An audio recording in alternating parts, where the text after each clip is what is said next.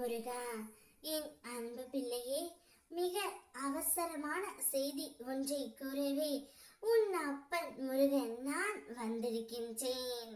நான் இப்பொழுது உன்னிடம் பேசியே ஆக வேண்டும் பிள்ளையே. என்னை எக்காரணம் கொண்டும் தவித்து விடாதே. நீ எப்படி இருப்பினும் என்ன செய்யினும் நான் உன்னுடன் இருப்பேன்.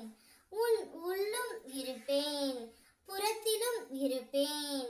எமக்கு உள்ளே வரவோ வெளியே சொல்லவோ கதவுகள் தேவை இல்லை. எமக்கு உருவமும் கிடையாது. நான் எங்கும் நிறைந்து உள்ளேன் பிள்ளையே. என்னிடத்தில் முழுவதும் சரணடைந்து தம் செயல்களை எல்லாம் எம்மிடம் பணித்து வரும் பக்தனுடைய தேவைகள் யாவையும் நான் கண்டிப்பாக நிறைவேற்றி தருவேன். எப்போது எல்லாம் கஷ்டங்களை சமாளிக்க வேண்டி இருக்கின்றதோ அப்போது எல்லாம் என் முன்னால் நின்றாலே போதும். ஒரு வார்த்தை கூட பேச வேண்டிய அவசியம் இல்லை.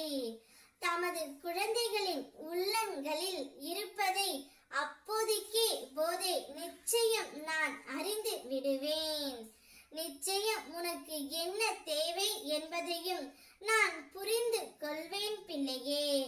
ஒரு சமயம் என்னுடைய பக்தனான கண்களில் உபாதை அவர் என் முன் வந்து அமர்ந்தார்.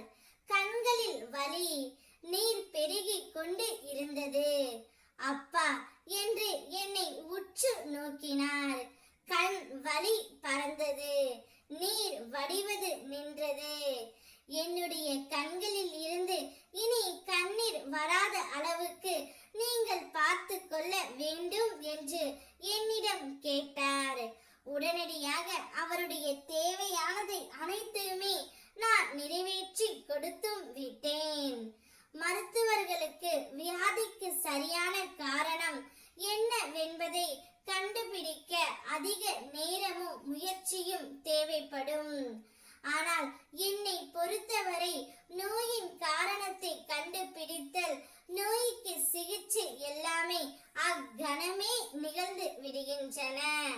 ஆழ பதிந்துவிட்ட சரீர உபாத கணத்தில் திடீரென நிவர்த்திக்கப்படுகின்றது பிள்ளையே. நிச்சயம் உனக்கான அனைத்தையுமே நான் கொடுக்கின்றேன். இன்று ஏற்பட்ட துன்பங்களுக்காக மனம் வருந்தாதே.